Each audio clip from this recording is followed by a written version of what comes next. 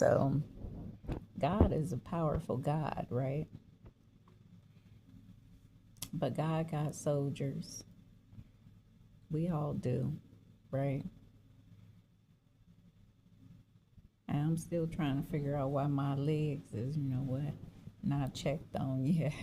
But maybe they feel like I had so much medicine that we just gonna see if it take effect, boo. Maybe that's what they thinking of. And that's what I love about my middle son. My oldest son, I don't know his premise no more. I used to know what his premise was, what he stood for, and everything, but we haven't had no deep conversations lately. And I miss our deep conversations. And you know what? My kids know that I love the deep more so than the surface field. But, anyways, my middle son, his premise is, you know what? He never looks at the bad all the time. He always try to find the good in everything.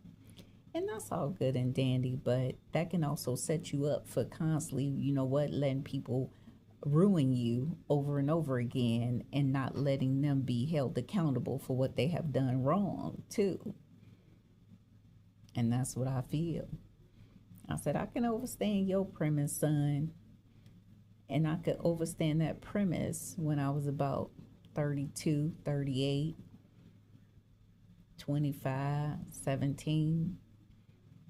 I think I threw away that premise when I hit about 44. And I said, yeah, people are just evil. And when they try to do evil to you, they mean to do it. So I can't even adopt his premise no more. But I can understand that he's still in that forgiving and loving mode because he still want to be connected to the status quo of what human beings and the possibility of them being good.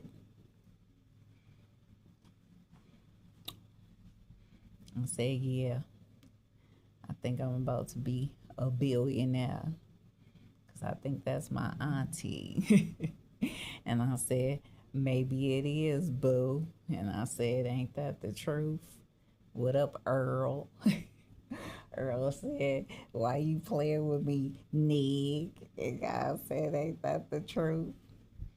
I said, some people really need to pay attention even further, but shoot, we can't even figure out what's going on until everybody figure out what's going on with that one.